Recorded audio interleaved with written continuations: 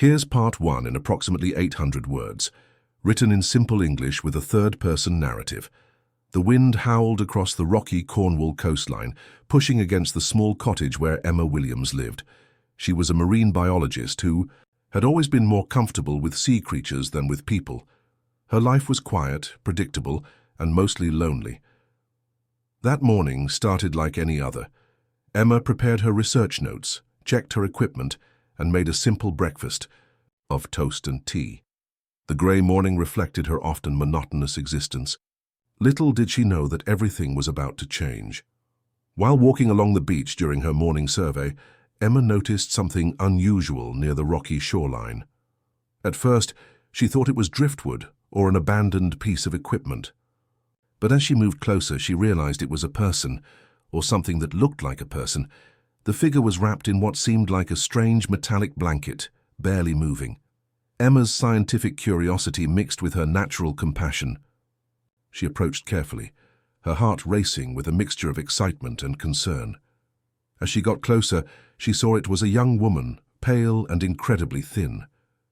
Her clothing was unlike anything Emma had ever seen before, a mix of shimmering fabric that seemed both delicate and strong. The woman's eyes were closed, but she was breathing, though barely. Emma knew she couldn't leave her there. The temperature was dropping, and the incoming tide would soon cover this part of the beach. Without hesitation, she carefully lifted the unconscious woman, surprised by how light she felt. Back at her cottage, Emma used her medical training to assess the stranger. She was definitely not from around here. Her skin had a slight silvery sheen, and her hands bore strange markings that looked like delicate circuitry. Emma had worked with many strange marine specimens, but this was entirely different. She cleaned the woman's wounds, which seemed to be healing unusually quickly. Strange technology was attached to her body, small devices that blinked with soft, pulsing lights. Emma was careful, knowing she was dealing with something extraordinary. Hours passed. The woman remained unconscious, but her breathing became more regular. Emma prepared a warm bed, using her own blankets and turning up the heating. She couldn't explain why, but she felt a deep connection to this mysterious stranger. As evening approached, the woman's eyes flickered open. They were a remarkable color, a mix of silver and blue that seemed to shimmer like the ocean. For a moment they just stared at each other. Emma could see pain, fear, and a deep sadness in those extraordinary eyes. "You're safe," Emma said softly, speaking as she would to a frightened animal during her marine research. "I won't hurt you."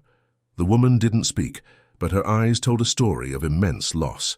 Something terrible had happened to her, something that had stripped away everything she once knew. Emma recognized that look. She had seen it in her own eyes many times when looking in the mirror. Emma brought her some warm soup and clean clothes. The woman accepted them cautiously, moving with a grace that seemed both fragile and powerful. Her hands trembled slightly as she ate, suggesting she hadn't had a proper meal in a long time. As night fell, Emma pondered the mysterious woman's origin. She was clearly not from any local area, and her appearance suggested something far beyond, a simple shipwreck or lost traveler. Yet there was something vulnerable about her that touched Emma's heart. The cottage felt different now. The silence that had been Emma's companion for so long was replaced by a sense of unexpected possibility. She didn't know who this woman was, or where she came from, but she knew one thing: she would help her. Emma looked at the sleeping woman, wondering about her story. The soft lights of the strange technology continued to pulse gently, a reminder that this was no ordinary rescue. Something significant was about to unfold, and Emma was at the center of it. Outside, the Cornwall wind continued to blow, carrying with it the promise of an extraordinary journey that was just beginning. The night settled in, with Emma watching over her unexpected guest, her scientific mind racing with questions, and her heart filled with a hope she hadn't felt in years. "Would you like me to elaborate on any aspect of this part of the story?" The morning light crept through the cottage windows, casting soft shadows on Emma's tired face. She had spent the entire night watching over the mysterious woman, whose name she now knew was Clara. Strange devices around Clara continued to pulse with a gentle, rhythmic light. Clara stirred, her silver blue eyes slowly opening. Emma noticed how differently she moved, each motion calculated, almost cautious. When Clara tried to speak, only a soft whisper emerged. Emma realized communication would be challenging. Using simple gestures and basic English, Emma offered Clara some breakfast. Toast, eggs, and hot tea sat on the table. Clara looked at the food curiously, as if seeing such simple items for the first time. Her hands moved hesitantly, attempting to use the fork in a way that suggested she wasn't familiar with human utensils. The local village was small, and news traveled fast. Emma knew her neighbors would soon become curious about the stranger in her cottage. She needed a plan to protect Clara and understand her mysterious background. As the day progressed, Clara began to show more signs of recovery. Her movements became smoother, and she started to understand basic English words. Emma noticed remarkable intelligence in Clara's eyes. She learned quickly, observing everything with intense curiosity. By midday, a knock at the door interrupted their quiet moment. Emma's heart raced. It was her neighbor, Margaret, an elderly woman known for her nosiness. "Everything all right, dear?" Margaret called from outside. Emma opened the door, blocking Margaret's view of Clara. "Just fine," she said quickly. "Just taking care of a friend who's not feeling well." Margaret's sharp eyes narrowed. In a small village like theirs, secrets were hard to keep. Emma knew she would need to be careful. Later that afternoon, Emma began asking Clara gentle questions. Through a combination of gestures, broken English, and what seemed like some kind of translation device Clara wore, a fragmented story emerged. Clara spoke of a place far away, of something terrible that had happened, a loss so profound it seemed to break her completely. Emma's scientific training kicked in. She started documenting everything: Clara's unusual physical characteristics, her strange technology, her limited but rapidly improving language skills. But beneath the researcher's curiosity was something deeper, a genuine desire to help. The cottage felt different now.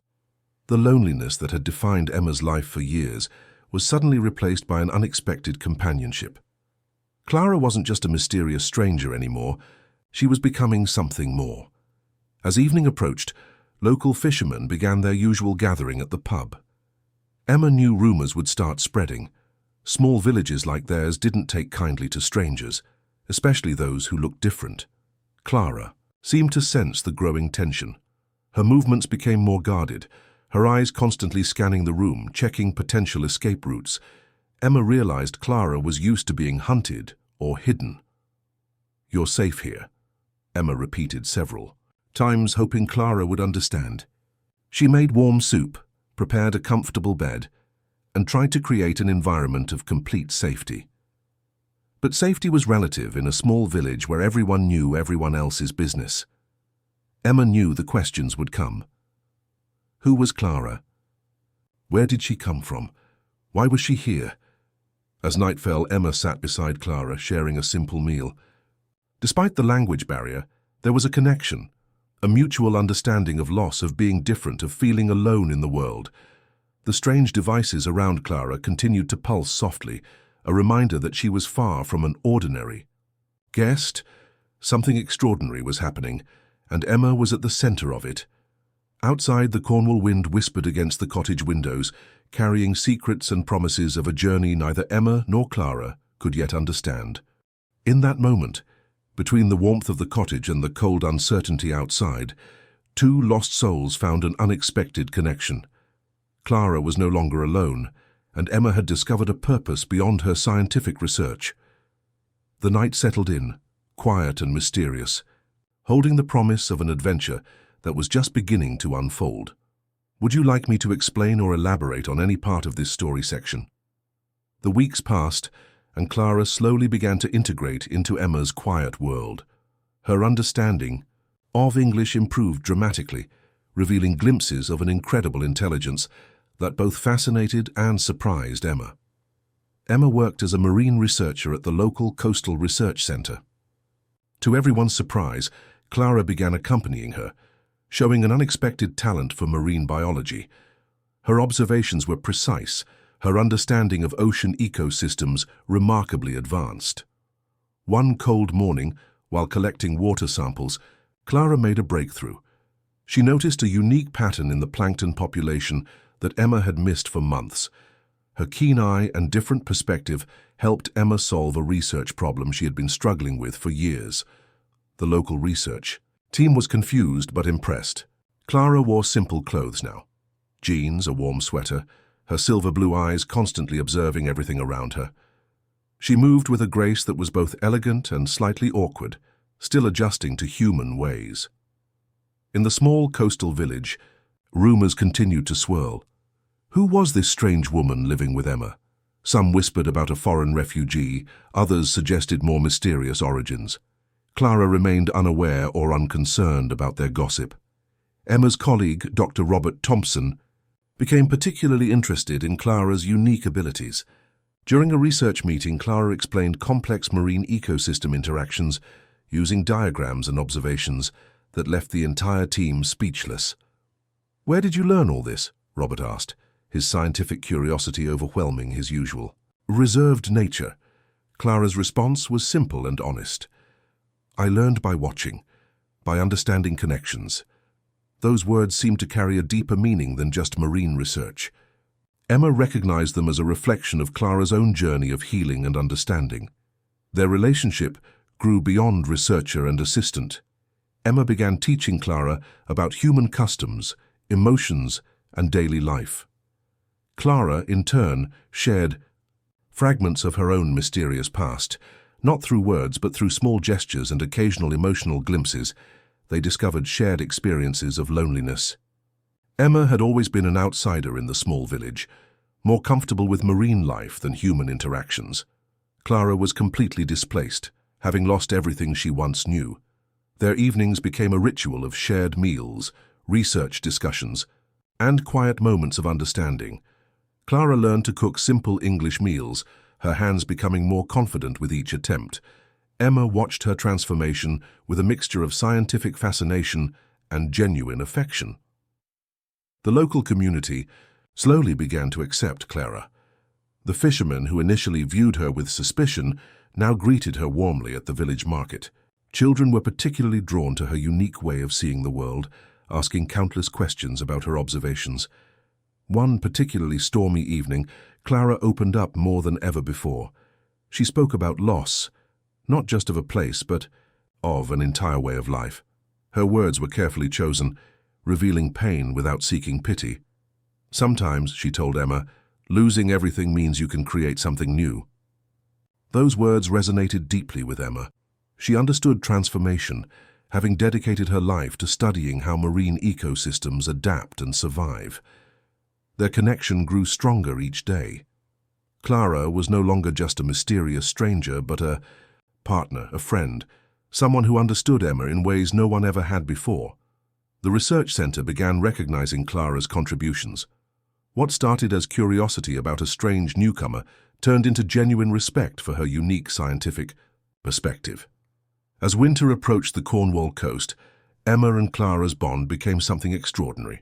They were no longer two lonely individuals, but a team, united by curiosity, compassion, and an unexpected friendship. The cottage that had once been a place of solitude now buzzed with life, laughter, and the promise of discoveries yet to come. Outside, the ocean continued its eternal dance, a silent witness to their remarkable journey of healing and connection. Would you like me to elaborate on any aspect of this part of the story? Winter settled over the Cornwall coast, bringing cold winds and quiet days. Emma and Clara continued their research, their bond growing stronger with each passing week. Clara's mysterious background remained a soft whisper between them, waiting to be fully understood. One morning, while analyzing marine samples, Clara discovered something unexpected. A unique genetic marker in the water samples triggered memories from her past. Her hands trembled as she showed Emma her findings, a mix of excitement and fear dancing in her silver blue eyes. "This is impossible," Clara whispered, her voice breaking slightly. The marker was similar to something from her lost world, a connection she thought was gone forever. Emma recognized the significance of the moment. Her scientific mind raced with possibilities, while her heart understood the emotional weight of potentially finding a connection to Clara's past. The local research community began to take notice. Dr. Robert Thompson became increasingly interested in Clara's unique research approach. Funding began to flow, supporting their increasingly complex marine ecosystem studies. Word spread quickly in the small village. People who once viewed Clara with suspicion now looked at her with respect and curiosity. The local fishermen would stop her in the market, asking about her latest discoveries. Clara's confidence grew. She began giving talks at the research center, her unique perspective drawing attention from scientific communities far beyond their small coastal town. Her ability to see connections others missed became legendary. Emma watched her friend transform. The frightened, lost woman who had arrived months ago was now a confident researcher, making significant contributions to marine science. Their friendship had become a powerful force of healing and discovery. The breakthrough came unexpectedly. During a late-night research session, Clara discovered a pattern that suggested the possibility of finding others like her. Not exactly her lost civilization, but a connection that might lead to understanding her past. The village rallied around them. Margaret, the nosy neighbor who once was suspicious, now brought them home-baked cookies and offered support. The local community had embraced Clara as one of their own. Emma's research network expanded. Contacts from universities and marine research centers began reaching out, intrigued by their unique work. Clara's different way of thinking had opened doors nobody expected. But the journey wasn't without challenges. Clara still carried deep emotional scars from her mysterious past. Some nights, she would wake up with terrible dreams, her strange technology pulsing with a soft, sad light. Emma was always there, offering comfort, understanding. They had become more than friends. They were family united by a bond that transcended traditional definitions. The local church group, initially skeptical, now saw Clara as a symbol of hope. Her story of survival and integration became a beacon of acceptance in the small community. Winter slowly gave way to spring. The Cornwall coast came alive with new possibilities. Clara's research began to attract international attention. Scientific journals published her groundbreaking work on marine ecosystems. During a community gathering, Clara shared her journey. Her speech was simple, but powerful. She spoke about loss, about finding hope in unexpected places, about the power of human connection. The villagers listened, moved by her story. Children looked up to her, seeing a different kind of hero, not someone with superhuman powers, but someone who had survived and thrived. Emma watched her friend, seeing the transformation from a lost, frightened stranger to a confident, respected researcher. Their journey had been about more than scientific discovery. It was about healing, about finding hope in the most unexpected play. As the sun set over the Cornwall coast, Emma and Clara stood together, looking out at the ocean. The water reflected their story. Complex, mysterious, full of unexpected connections. The promise of hope hung in the air, as vast and powerful as the ocean itself. Would you like me to elaborate on any part of this story section? The spring morning brought unexpected news. A research team from an international marine biology conference wanted to meet Clara and Emma. Their groundbreaking work had caught global attention. Clara dressed carefully, choosing a simple blue sweater that Emma had helped her pick months ago. Her silver blue eyes reflected a mixture of excitement and nervousness. She had come so far from the lost, frightened woman who first arrived in Emma's cottage. The conference hall buzzed with scientific energy. Researchers from around the world listened as Clara presented her unique marine ecosystem research. Her presentation was unlike anything they had ever seen, a perfect blend of scientific precision and intuitive understanding. Something remarkable happened during her talk. A senior researcher approached her, showing a set of research documents that seemed strangely familiar to Clara.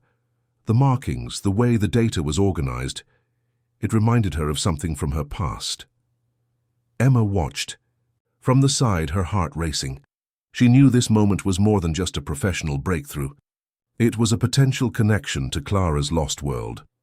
During a break, the senior researcher introduced himself as Dr. William Henderson. "Your work," he said, "reminds me of some research I saw years ago. It's almost identical to a project I encountered in an international archive. Clara's hands trembled. The possibility of finding a connection to her past was overwhelming. Emma held her hand, offering silent support. Back in their small Cornwall cottage, they examined the documents Dr. Henderson had shared. Fragments of Clara's past began to emerge, not a complete story, but enough to give hope. The local community celebrated their success. The village pub was filled with congratulations. People who once viewed Clara as a stranger now saw her as a local hero. Children asked for her autograph. Scientists sought her advice. Weeks passed. More connections emerged. Clara discovered that a small group of researchers from her original world might have survived. The possibility of finding them became a beacon of hope. Emma's research center offered full support. They committed resources to help Clara continue her search. What had started as a mysterious rescue had become a journey of scientific and personal discovery. The Cornwall coast seemed to embrace their story. Fishermen would stop Clara in the market, sharing stories, treating her as one of their own. The HFY village that once whispered rumors now celebrated her presence. Clara's technology, once a mysterious collection of strange devices, now helped in marine research. Her unique perspective had revolutionized their understanding of ocean ecosystems. 1. Evening. Sitting by the window overlooking the ocean, Clara turned to Emma. "I found something more important than my past," she said softly. "I found a home." Emma understood. Their journey was about more than scientific discovery. It was about healing, about finding connection in the most unexpected places. The research continued. International teams became interested in their work. Clara's unique approach to marine biology opened new fields of study. What seemed like a mysterious rescue had become a scientific revolution. Their story inspired others. People saw hope in their journey, a tale of survival, of finding belonging in a world that initially seemed foreign and unwelcoming. As summer approached, Clara received an invitation to lead a major international marine research project. The lost, frightened woman who arrived in Emma's cottage had become a respected scientist, a symbol of resilience. The community gathered to celebrate. The local mayor presented Clara with an honorary citizenship. Children looked up to her, seeing a different kind of hero, someone who had survived, adapted, and thrived. Emma watched her friend, seeing the complete transformation. Their journey had been about more than scientific discovery. It was about human connection, about finding hope in the most unexpected places. The Cornwall coast continued its eternal dance, a silent witness to their remarkable story of healing, discovery, and new beginnings. Would you like me to elaborate on any part of this final story section?